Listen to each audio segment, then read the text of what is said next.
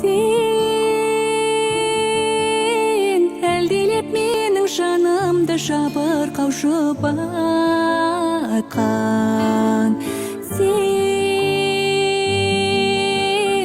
арманның суын нұртатқан кәусар бұлақтан.